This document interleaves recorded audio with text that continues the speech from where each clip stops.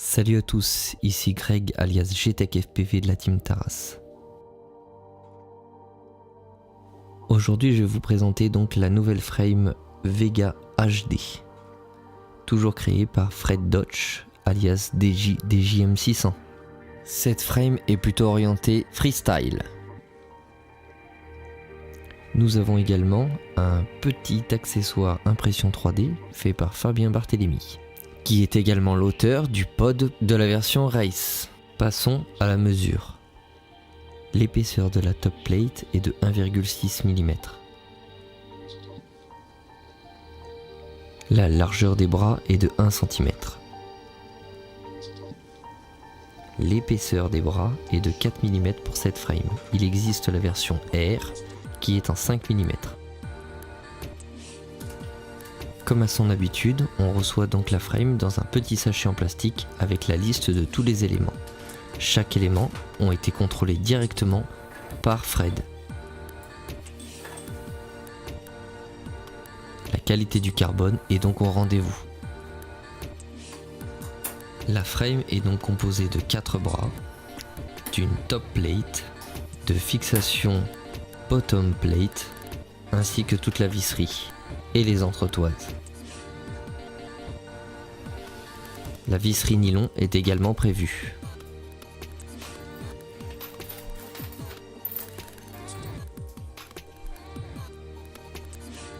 Passons à la pesée maintenant. Un bras pèse 9 grammes.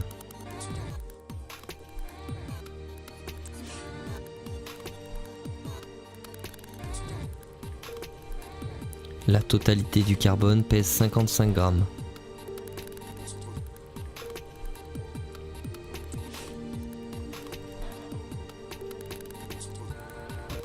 La totalité de la frame non montée pèse 68 grammes. La totalité de la frame montée pèse 72 grammes. Bien évidemment avec l'accessoire inclus en impression 3D. Passons maintenant à la pesée du set que nous allons mettre dessus. J'ai choisi pour ce set les moteurs IMAX RS2205S, les ESC Raceflight 30 A, une simple PDB Matek, l'AFC Revolt 2, ainsi que la caméra Foxeer Arrow Micro. À tout cela, on y ajoute bien évidemment tout le reste, c'est-à-dire récepteurs, hélices, scratch et autres. Passons maintenant à la décoration. Je vais sur cette frame choisir de faire une frame complètement bleue. Pour cela, j'utilise donc un vinyle autocollant prévu habituellement pour une voiture.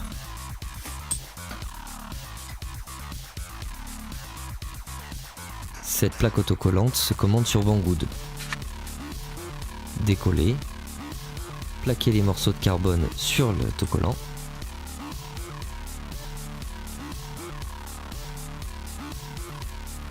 Et découper avec votre cutter.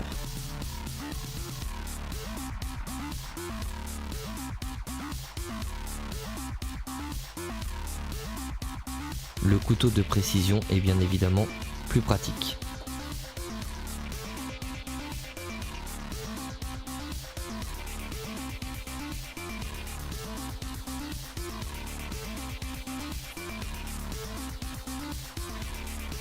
Bien penser à mettre une surface qui protège le dessous.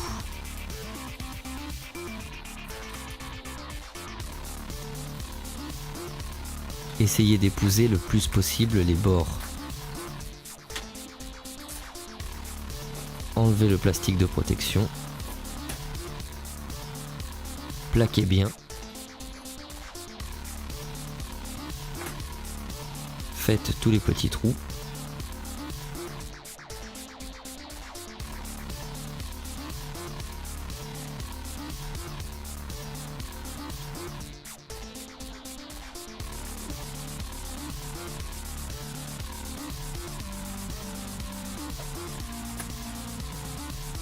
Et améliorer les bords.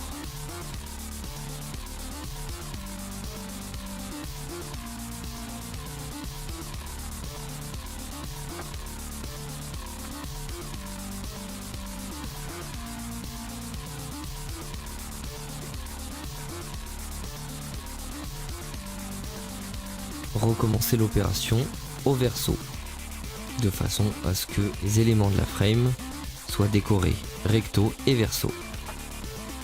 Procédez de la même façon sur la totalité des éléments de la frame. Sur les éléments de la partie basse, il n'y a pas besoin de faire le recto et le verso, puisqu'ils se voient entre eux et englobent seulement les bras. Sur la partie supérieure, vous pouvez faire un triangle de façon à voir correctement le logo.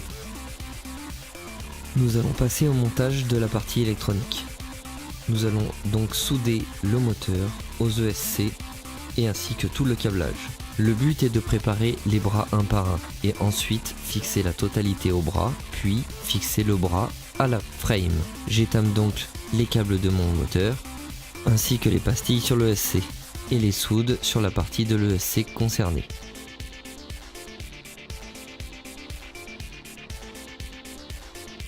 Ensuite j'étame la partie ESC pour souder les câbles qui vont aller par la suite sur la FC.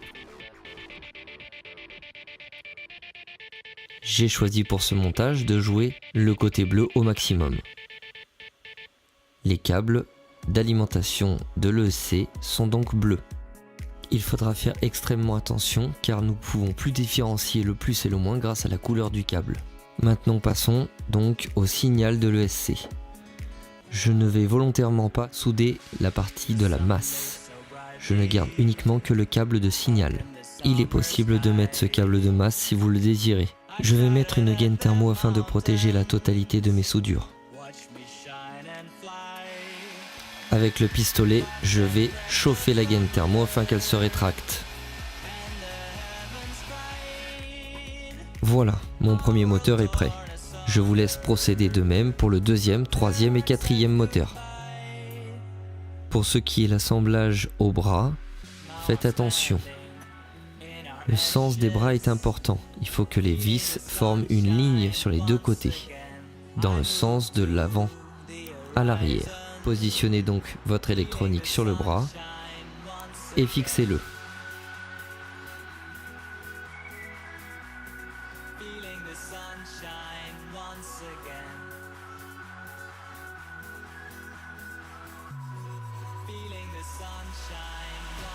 Pour fixer le moteur, nous allons utiliser les vis qui sont fournies par Fred dans son kit, car elles sont étudiées pile poil afin de ne pas abîmer le moteur lors du vissage.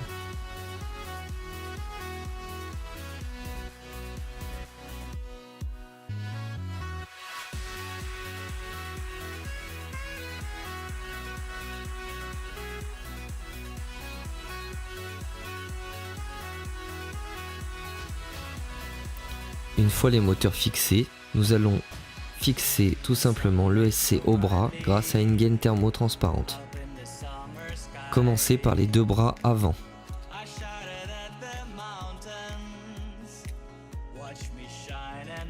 Les deux bras arrière contiennent des LED, donc nous aurons besoin de les faire différemment. On va tout simplement englober la barre LED à l'intérieur de la gaine thermo. Pour cela, il va falloir d'abord câbler la totalité des LED. Je vous conseille de mettre large en câble, de façon à pouvoir plus tard les couper à la bonne longueur. Le câblage des LED est très simple. Il part de l'AFC, va à la première plaque de LED, ressort pour aller à la seconde. Et ainsi de suite si vous en avez un peu plus.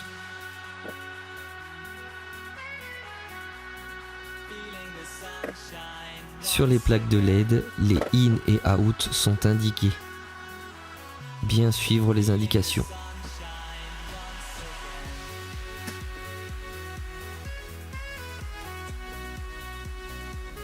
Comme d'habitude, on étame le câble, ainsi que les pastilles sur lesquelles on va souder.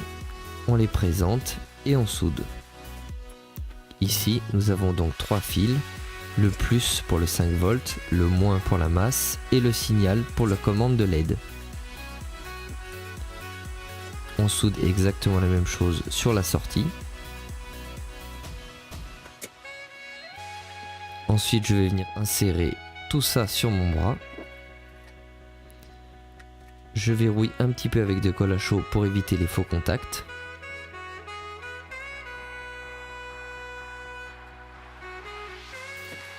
Sur la deuxième plaque de LED, le out, je le verrouille tout de suite avec de la colle à chaud puisque je ne souderai rien, c'est ma dernière plaque.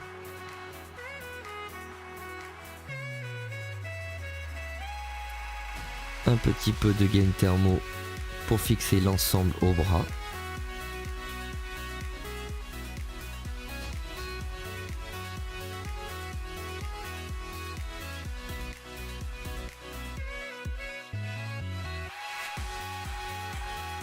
Et je chauffe pour verrouiller le tout. Passons au montage des bras sur la frame. Il y a plusieurs types de vis. Nous allons mettre la grande à l'extérieur et la moyenne à l'intérieur.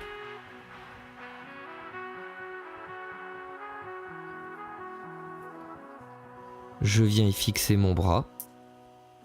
J'écarte les câbles pour pouvoir plaquer la deuxième plaque. Attention, les entretoises qui me permettent de visser sont bien par le dessus de la plaque.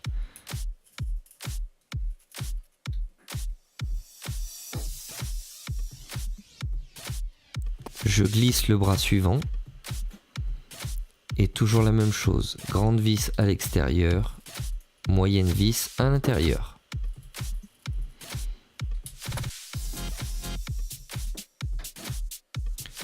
Je vais pouvoir en profiter pour calculer la longueur qu'il me faut en câble pour ma deuxième plaque LED et donc terminer mon deuxième bras arrière.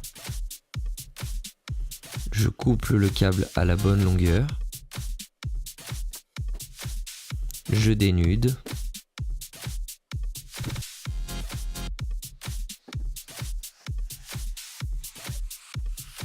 J'étame le câble.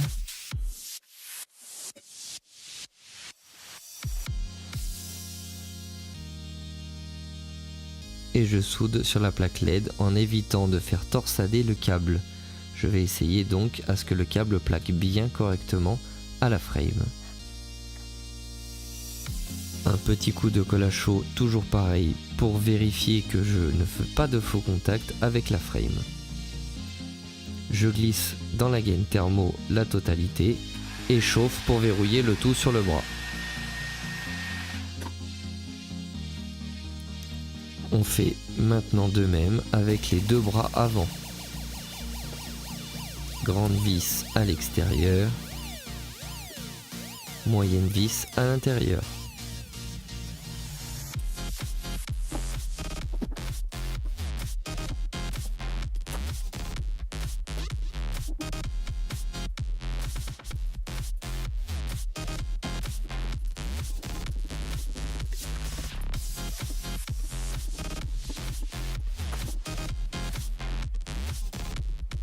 Nous allons maintenant préparer le centre. Ajouter les petites rondelles afin d'isoler les parties supérieures électroniques que nous allons rajouter. J'ajoute la PDB Matek que je verrouille avec les petites entretoises en nylon. Je vais maintenant voir la longueur de câble qu'il me faut pour l'alimentation des ESC, les couper à la bonne longueur, les dénuder,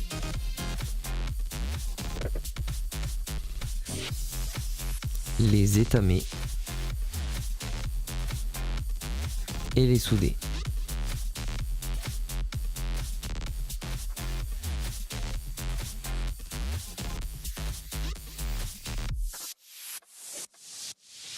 Le plus et le moins de mes ESC est inversé par rapport au sens sur la Matek. Je vais donc croiser les câbles afin de mettre le plus sur le plus et le moins sur le moins. Prévoyez de mettre les entretoises pour vérifier que vous ayez bien la place. Effectuez la même chose sur les 4 ESC. Je vais maintenant m'occuper du câble des LED. Ici nous avons l'alimentation 5 volts et ground que je vais utiliser sur cette PDB Matek.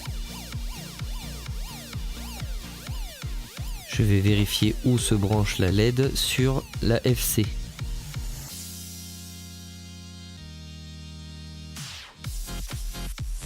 Je coupe la bonne longueur et récupère uniquement le 5 volts qu'il me manque sur la FC. Sur la Revolt 2, il y a seulement la masse et le signal LED. Le 5 volts est à prendre sur la PDB. Je coupe uniquement le plus, donc pour le 5 volts, pour récupérer au niveau de la PDB, et le reste du câble continue pour aller sur la FC.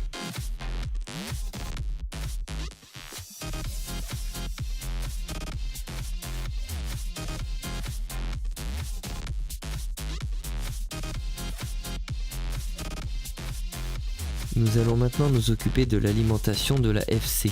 Je vais récupérer l'autre 5 volts qu'il y a de l'autre côté de la Matek et le souder donc sur ces deux pins ici. C'est marqué bec 5 volts et ground.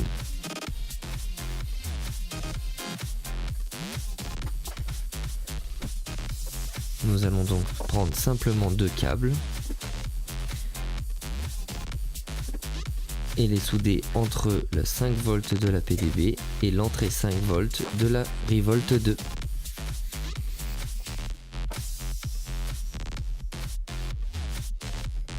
J'ai choisi de mettre un buzzer autonome, le fameux Drone Keeper.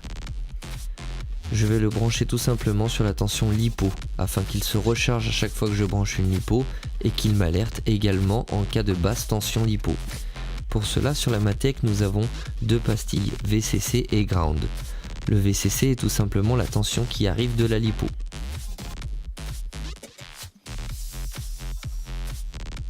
Je vais maintenant passer au XT60.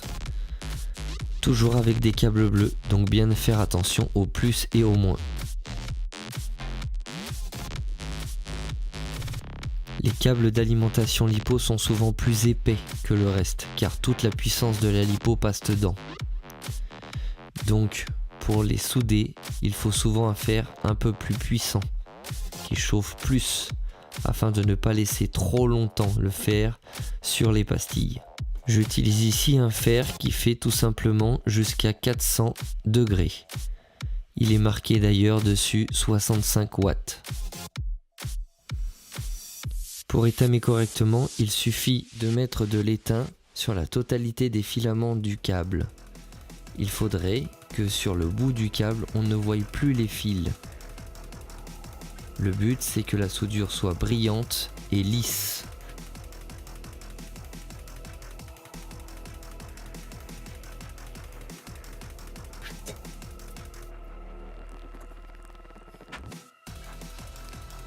Passons maintenant à l'alimentation du VTX. Nous avons utilisé un Unify Pro de chez TBS. Il est conseillé d'ailleurs de les connecter directement à la tension LiPo pour leur alimentation. Pour cela, nous allons utiliser les deux pastilles restantes sur la Matek qui sont marquées VCC et ground.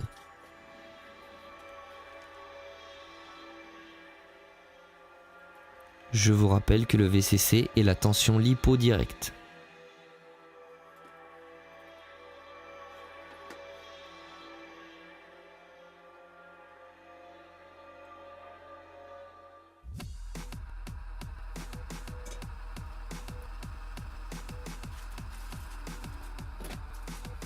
Passons au branchement de la caméra. Je coupe le câble d'origine qui est un peu trop grand. Et je vais tout simplement souder les deux câbles vidéo ensemble, c'est-à-dire celui du VTX et celui de la caméra, de façon à ce que le signal de la caméra sorte de la caméra pour aller directement dans l'entrée vidéo du VTX. Je les soude entre eux et mets une petite gaine thermo pour les isoler.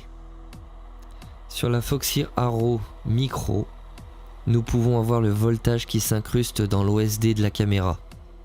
Pour cela, il faut prendre le câble qui nous sert à récupérer la tension LiPo pour le souder directement là où j'ai la tension LiPo, c'est-à-dire directement sur le fameux VCC de la Matek.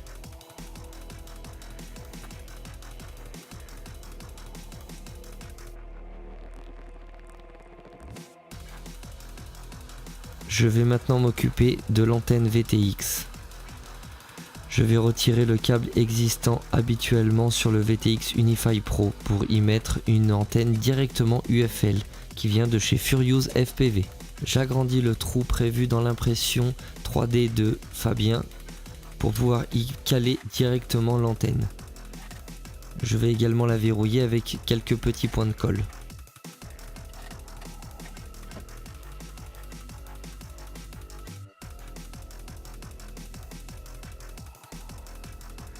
Passons à l'assemblage de la caméra. Malheureusement, la caméra Arrow Micro est livrée sans support de caméra.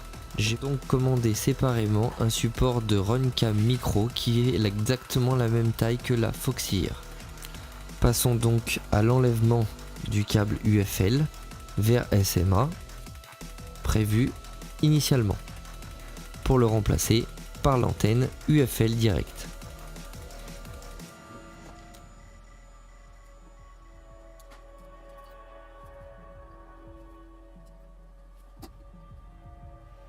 Je clipse donc l'antenne UFL directement sur l'Unify Pro.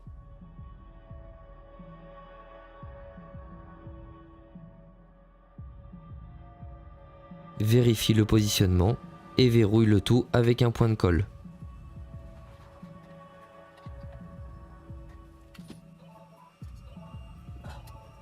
Nous allons assembler ceci avec un petit collier plastique.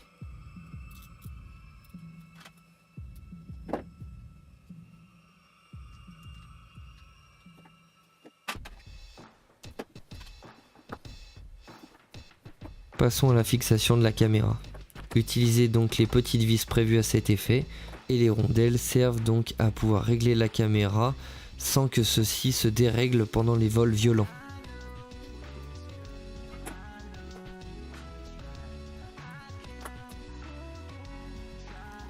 Afin d'avoir la tension lipo sur ma Taranis, j'ai besoin de brancher donc le fameux VBAT, c'est-à-dire la tension lipo, sur la Revolt, afin que cette Revolt puisse renvoyer à travers la télémétrie la tension de la lipo. Je vais donc tout simplement souder un fil rouge et un fil noir sur le fameux VCC de la Matek pour l'envoyer dans l'entrée VBAT de la Revolt. Sur la carte Revolt 2, cette entrée VBAT s'appelle Volt et GND, donc pour la masse.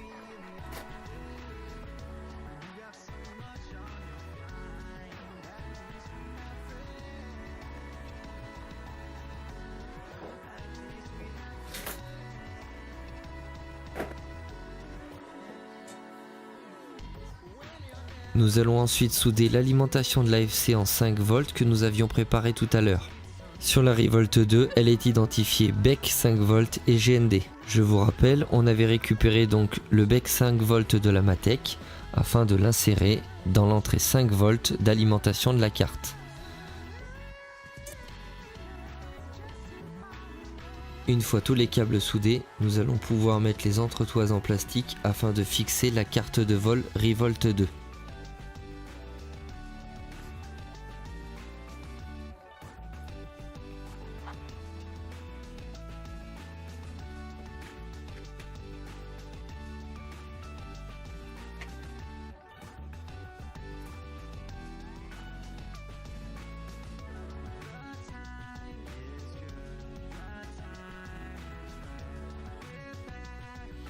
Une fois la carte de vol fixée, je rajoute des entretoises en nylon pour y mettre une plaque carbone qui va me servir à fixer mon récepteur radio. J'ai choisi ici un X4R SB que j'ai dépiné.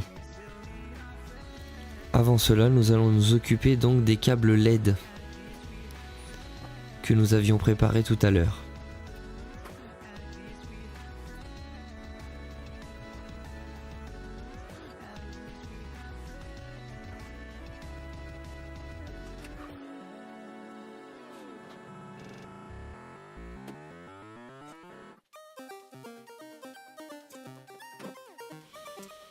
Nous allons les souder donc sur les pastilles de sortie LED et GND prévues sur la Revolt 2.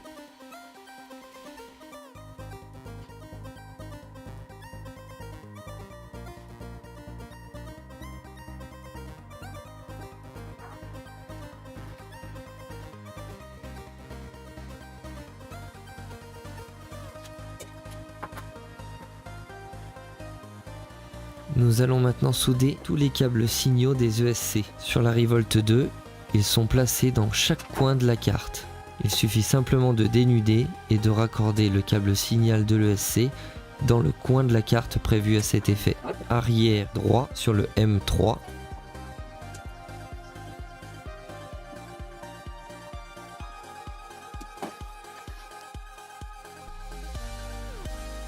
Arrière gauche sur le M4.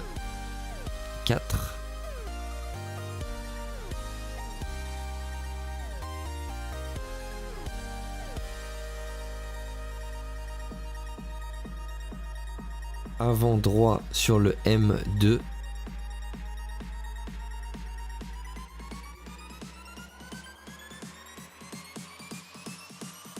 Avant gauche sur le M1.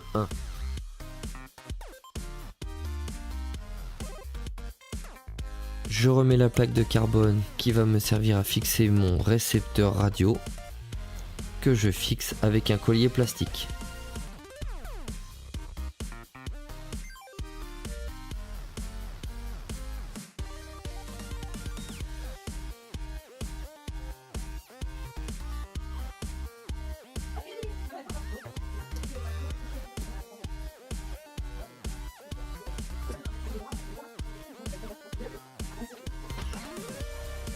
On connecte maintenant les câbles de la caméra et du VTX.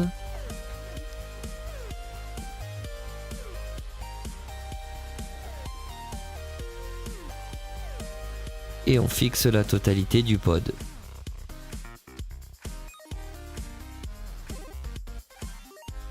Les entretoises avaient déjà été insérées dans l'impression 3D de Fabien.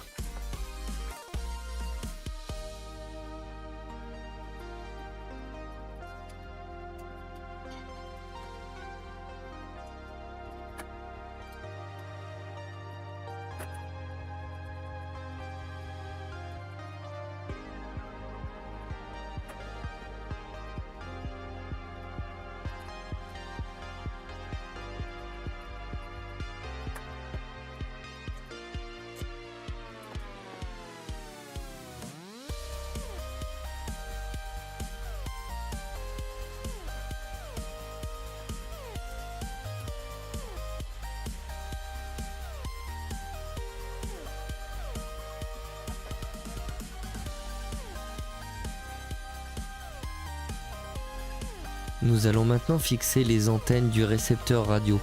Pour cela, nous allons utiliser l'astuce habituelle, c'est-à-dire un petit collier plastique qui va nous servir à diriger les antennes vers le haut et garder une certaine souplesse, mais malgré tout, éviter qu'elles aillent dans les hélices.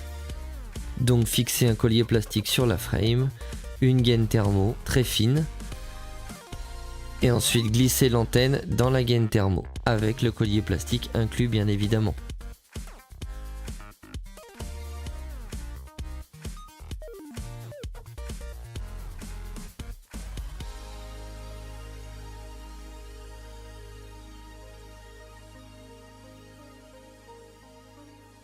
On va également sécuriser le câblage des LED avec un petit collier plastique.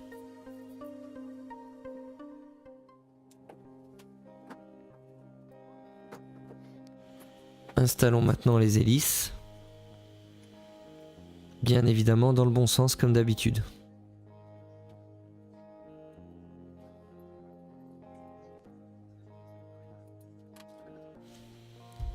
Voilà le montage terminé, pesons le tout 308 grammes.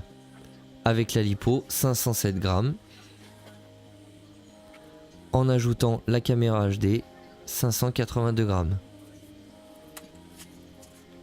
On va maintenant insérer le strap lipo plus un petit morceau de scratch qui nous permettra de faire en sorte que la lipo ne glisse pas lors d'un choc.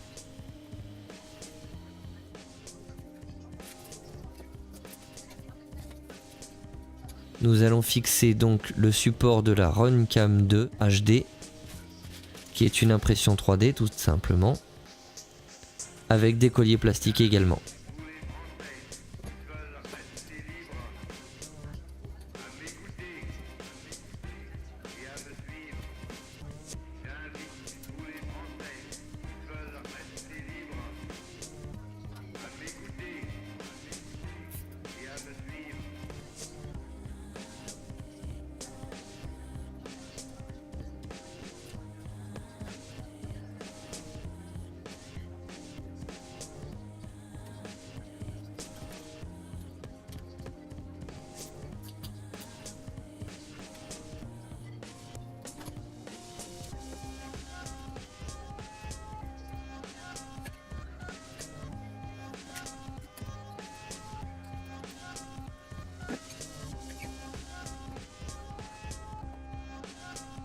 Poids total prêt à être utilisé avec le drone keeper fixé à l'avant, 584 grammes. Et voilà, c'était Greg alias GTechFP de la team Taras, j'espère que ce tuto vous aura bien aidé.